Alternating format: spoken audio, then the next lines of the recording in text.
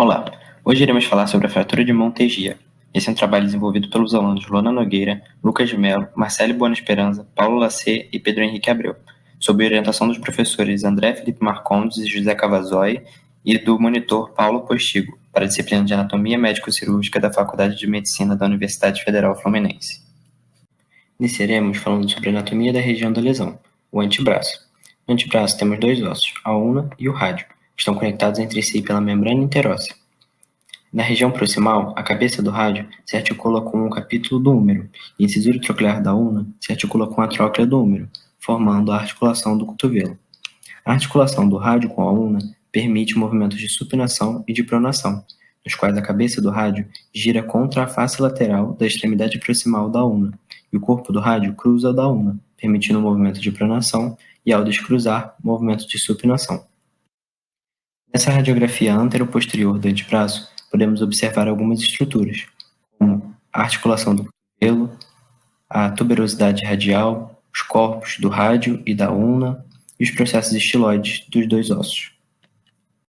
As superfícies articulares do cotovelo são reunidas por uma cápsula articular e ligamentos. Alguns desses ligamentos são o ligamento quadrado, que sai da borda inferior do ligamento anular e se estende até o colo do rádio, o ligamento colateral ulnar, que é um ligamento triangular que se estende desde o epicôndilo medial até o processo coronoide e o olecrano.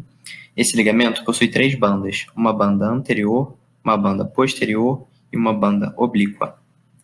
O ligamento colateral radial, que cursa entre o epicôndilo lateral, o ligamento anular e as margens anterior e posterior da incisura radial da ulna, e é um importante estabilizador de esforços em vário. E o ligamento anular, que possui a forma de um forte círculo fibroso e cursa desde a margem da incisura radial da ulna, envolvendo a cabeça do rádio. Sua função é manter a posição da cabeça do rádio durante os movimentos de pronação e de supinação. No contexto da fratura de Montegia, uma importante estrutura a ser ressaltada é o nervo radial, que possui contribuições de C5, C6, C7, C8 e às vezes de T1. Ao entrar no antebraço, o nervo radial se divide em ramos superficial e profundo.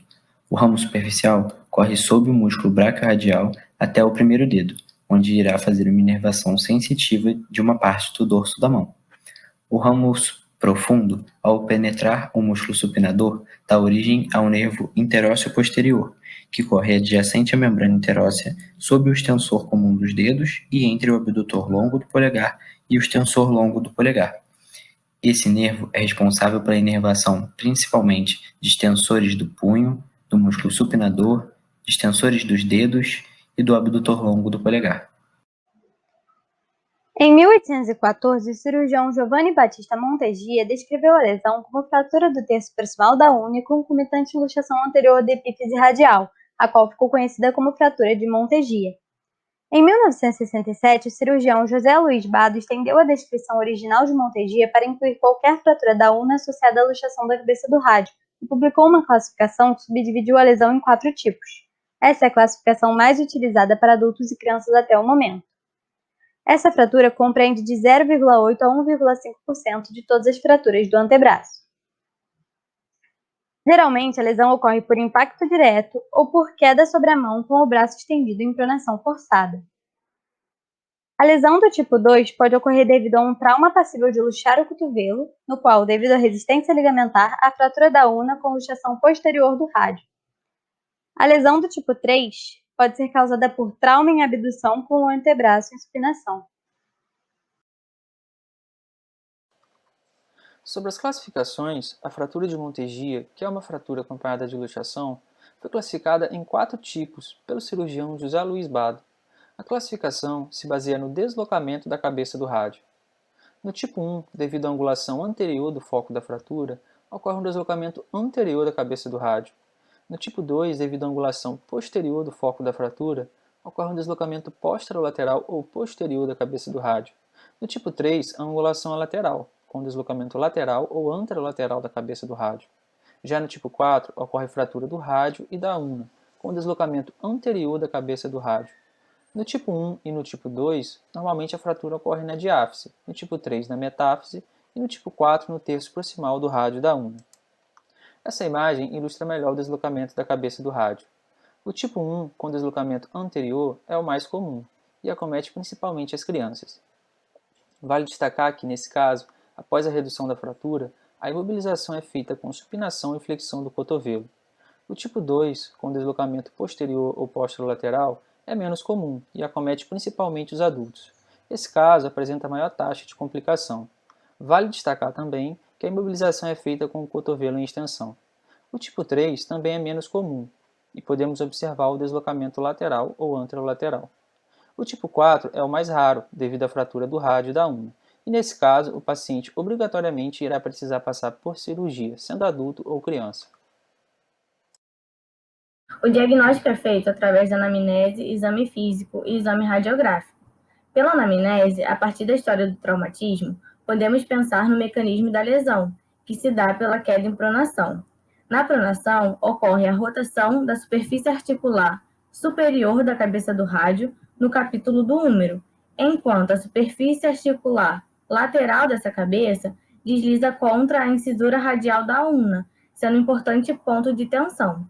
Pelo exame físico, observamos, através da inspeção, alterações morfológicas no membro, como edema ao redor do cotovelo, deformidade, dor e equimose.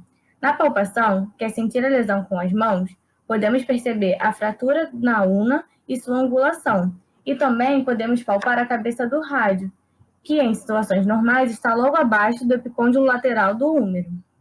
Na fratura de Montegia, os ligamentos anular e colateral do rádio são lesados, o que diminui a estabilidade da articulação do cotovelo. Com isso, o paciente apresenta diminuição da amplitude do movimento, tendo dificuldade, por exemplo, em realizar atividades diárias.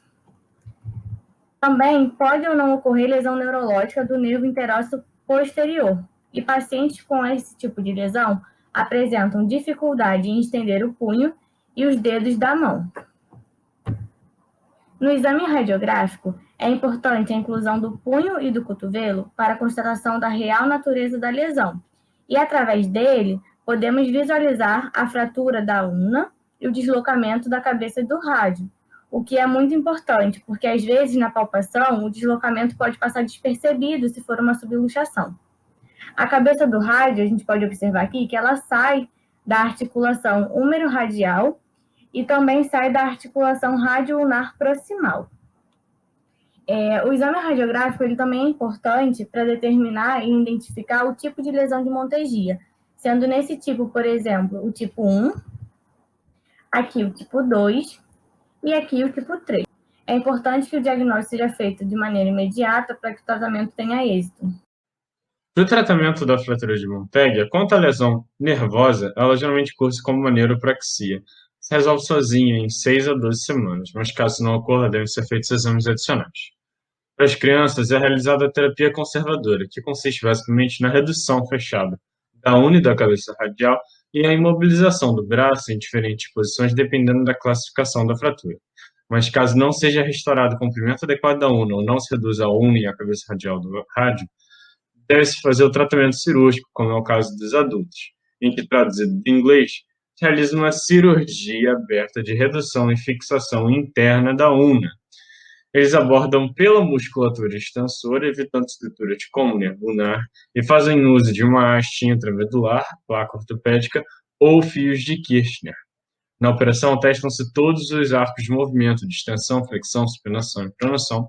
Eles realizam um raio-x intraoperatório para verificar que houve a redução da cabeça do rádio, que é muito importante para a congruência da articulação radiocapitular. A subluxação da cabeça do rádio persistente, durando mais de 4 semanas, pode tornar essa redução muito mais complicada. E a interposição de partes moles impossibilitaria essa redução, como pode ocorrer com o ligamento anular.